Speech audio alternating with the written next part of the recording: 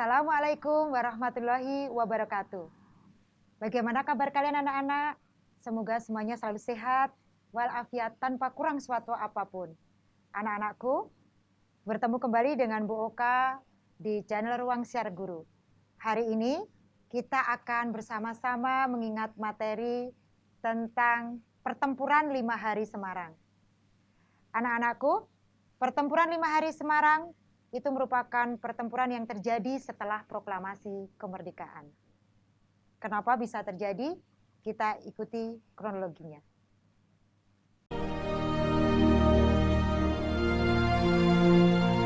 Proklamasi. Kami, bangsa Indonesia, dengan ini menyatakan kemerdekaan Indonesia. Hal-hal yang mengenai pemindahan kekuasaan dan lain-lain diselenggarakan dengan cara saksama dan dalam tempo yang sesingkat-singkatnya. Jakarta, 17 Agustus 1945, atas nama bangsa Indonesia, Soekarno, Hatta.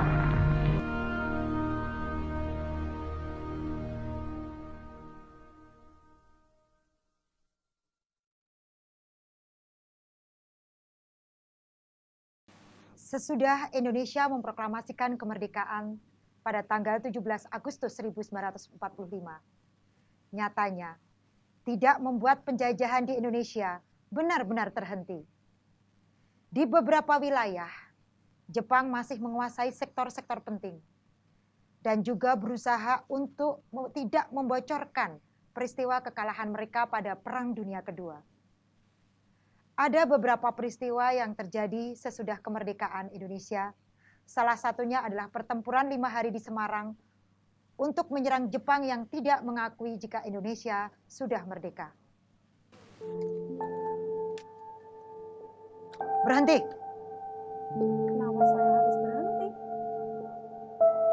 Tempat ini kami jaga. Tidak boleh ada satupun yang lewat untuk menuju ke reservoir.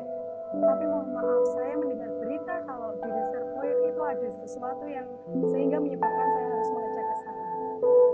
Anda tidak boleh melanjutkan perjalanan.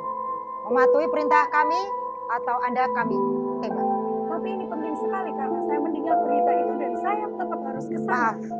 Maaf, kalau Anda tetap seperti ini, maka jangan salahkan saya kalau Anda kami tembak. Tidak bisa, pokoknya saya akan Tidak ke bisa. sana. Cepat. Akan ke sana.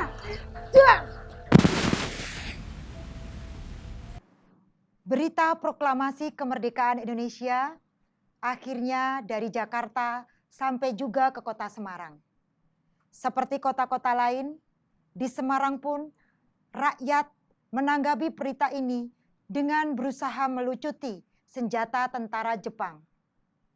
Pada tanggal 7 Oktober 1945, pemuda Semarang berusaha melucuti senjata tentara Jepang di Jatilangeh.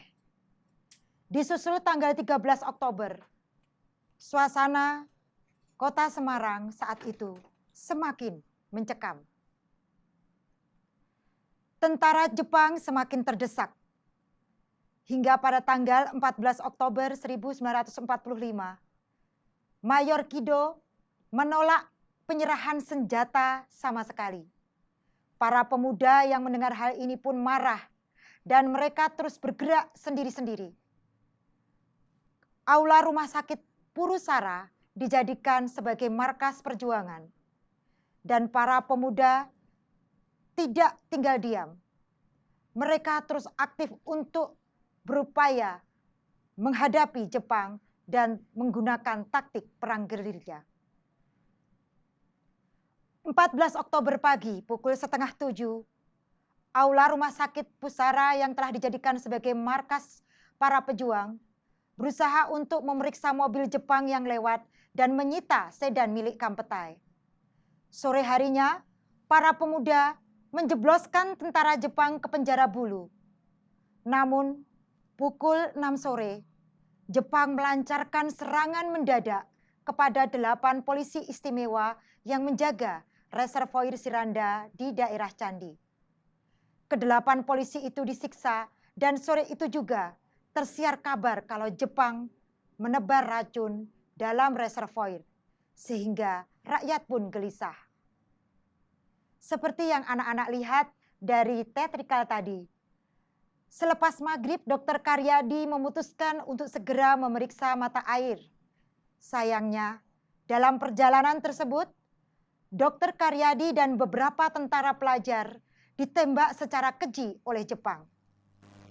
Dr. Karyadi dibawa ke rumah sakit tetapi nyawanya tidak terselamatkan.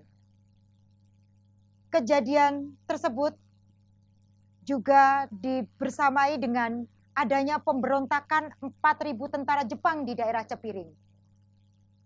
Pada tanggal 15 Oktober pukul 3, Mayor Kido menyuruh 1.000 tentara Jepang untuk melakukan penyerangan ke pusat kota. Pada saat itu tentara Indonesia berhasil menangkap Jenderal Nakamura.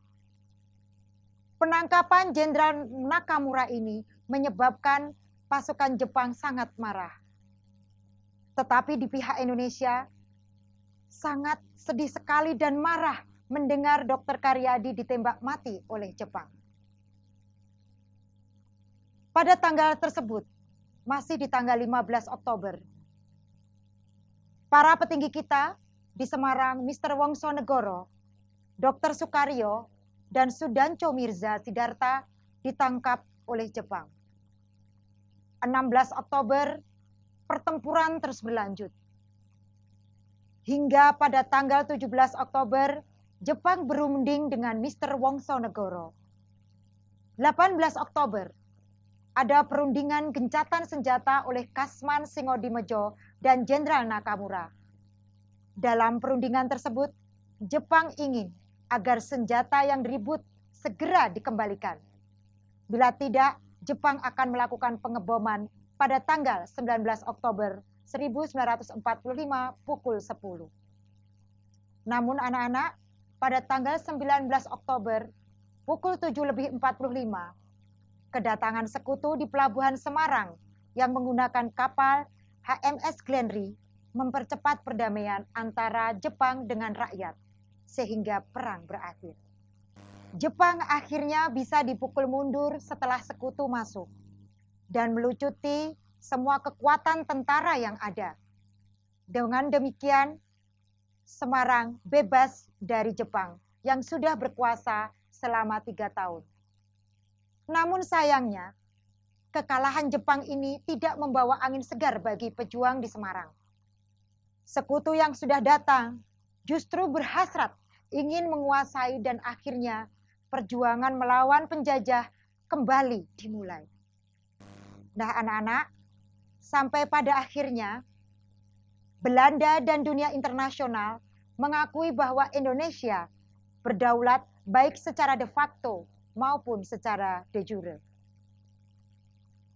Pertempuran 5 hari Semarang adalah upaya bangsa kita berusaha melepaskan diri dari cengkraman penjajahan Jepang. Pejuang kemerdekaan kita banyak kehilangan harta, benda, bahkan nyawa. Sungguh, udara kemerdekaan ini atas izin Tuhan melalui jasa para pejuang kita adalah anugerah yang wajib kita syukuri. Mari kita wujudkan rasa syukur dan terima kasih kita dengan sungguh-sungguh menuntut ilmu, bersungguh-sungguh mengisi kemerdekaan untuk terus berkarya bagi negeri ini. Baik anak-anak kreatif, Ibu akhiri kisah heroik ini. Sebelum kalian membuka YouTube atau melihat channel Ruang Siar Guru, pastikan orang tua kalian mendampingi. Selalu simak materi Ruang Siar Guru, jangan lupa subscribe, like, dan share channel kami. Ikuti terus materi-materi selanjutnya. Jaga kesehatan kalian. Semoga wabah pandemi ini segera berakhir. Boka akhiri. Wassalamualaikum warahmatullahi wabarakatuh. Dirgahayu Republik Indonesia ke-75. Indonesia maju.